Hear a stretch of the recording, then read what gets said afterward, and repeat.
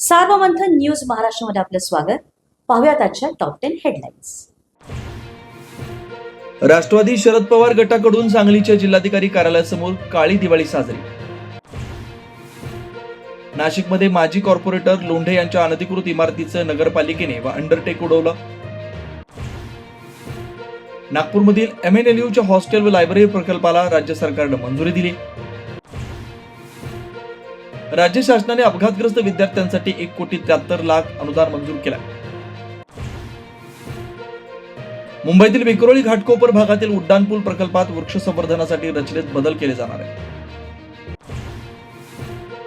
केंद्रीय गृहमंत्री अमित शहा यांनी परागंदा गुन्हेगारांसाठी विशेष तुरुंग उभारण्याचा प्रस्ताव मांडला. कोल्हापुरातील महिला सुधारगृहातील 6 नर्तकांनी आत्महत्येचा प्रयत्न केलाय, कारणे तपासतायत. महापालिका पुनर्विकास प्रकल्प मुख्यमंत्री फडणवीस यांनी रमाबाई आंबेडकर नगर व कामराज नगरच्या पहिल्या टप्प्याचं 2 वर्षात पूर्ण करण्याचे आदेश दिले. राहुल पवार म्हणतात की राज्य सरकारनं पावसामुळे झालेल्या नुकसानग्रस्त शेतकऱ्यांसाठी फक्त किरकोळ नुकसान भरपाई जाहीर केली. अहिल्यानगरच्या राजकारणातील किंगमेकर हरपला.